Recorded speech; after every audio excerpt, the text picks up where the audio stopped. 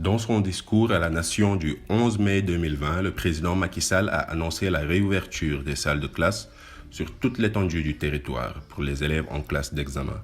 Parmi les syndicats, parmi les enseignants, parmi les élèves et leurs parents, il y a de nombreuses contestations étant donné la crise provoquée par le coronavirus.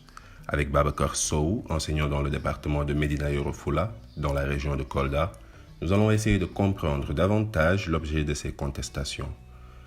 Babacar, quelles sont les conséquences de la reprise de l'année scolaire pour les élèves et les enseignants des écoles de Médina Yoro Foulah?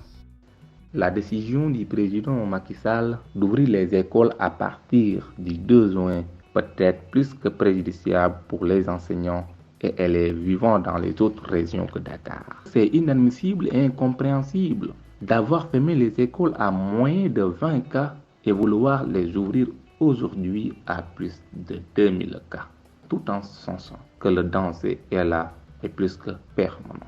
Comment pourront-ils convoyer les enseignants de ces zones reculées du pays qui habitent Dakar, Mbour, Thiès, Kaolack vers des départements comme Médina Yoro Foulah? Comment pourront-ils s'assurer que ces enseignants ne vivent pas avec le virus, car venant des zones infectées? Le président a parlé du dispositif Apprendre à la maison, dédié aux élèves hors classe d'examen, qui ne se déplaceront pas à l'école. Comment ce dispositif sera-t-il mis en œuvre à Médina Yoro Foulah?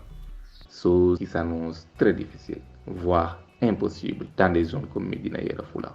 Comment pouvez-vous demander à un élève de rester et d'apprendre à la maison alors qu'il n'a pas de télévision, encore moins de WhatsApp? Dans le département de Yoro Foulah, seul le chef-lieu de département est électrifié. Tous les autres villages ne le sont pas. Alors la télévision fera défaut. Certains me diront panneau solaire, mais c'est sans savoir que Médina Yoro Foulah est l'un des départements les plus pauvres du Sénégal et les plus délaissés. Difficile de voir un élève avec un téléphone portable, même si certains en ont, le réseau les fait défaut pour recevoir les cours. À votre avis, quelles sont les mesures à prendre pour gérer l'impact de la crise de la COVID-19 dans le secteur de l'enseignement au Sénégal? Décréter une année blanche pour plusieurs raisons. Parce qu'au moment où on parle, les élèves sont à un tiers de leur programme. En 5-6 mois de cours, comment pourront-ils apprendre les 2 tiers en 2 mois de cours? D'autant plus qu'ils ont pris 3 mois de vacances. Alors les enseignants devront prendre 1 mois de révision pour remettre les élèves à niveau ou à pied. On va vers des évaluations très allégées ou bien on va vers un taux d'échec jamais observé au Sénégal. Pour les autres élèves, je ne peux pas comprendre qu'un élève qui fait la 4e, qui n'a fait que son premier semestre, qui reste à la maison, il n'a pas les moyens d'apprendre à distance. Il n'a pas les moyens de suivre les cours. L'année prochaine, on le laisse faire la 3e. Comment aura-t-il le niveau? Tout en sachant que les classes préparatoires, surtout le second semestre, servent les élèves à être au diapason pour la classe d'examen. Et là, tel ne sera pas le cas. Alors, dans l'avenir, le niveau de nos enfants, le niveau de nos élèves laissera à désirer. Ils auront d'énormes problèmes à franchir le cap.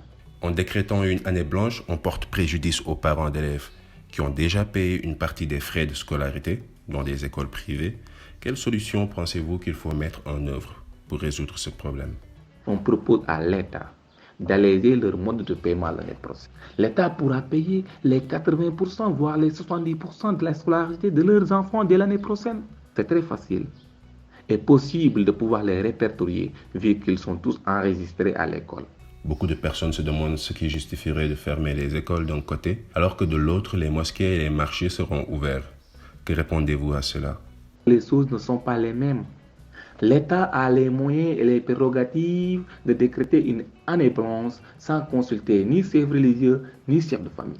Parce qu'il y va de l'intérêt de nos enfants, parce qu'il y va de l'intérêt de l'école sénégalaise, parce qu'il y va de l'intérêt de leur niveau. Et ces réalités sont. Nos chefs religieux ont un mot à dire dans ce pays.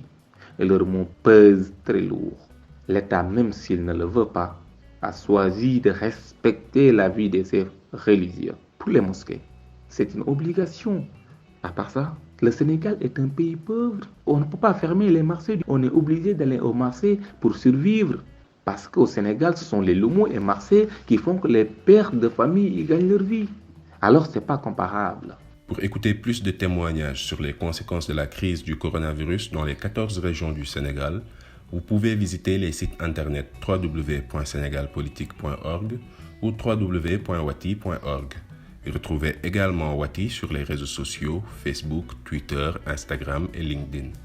Merci d'avoir suivi ce podcast de l'initiative Sénégal Politique.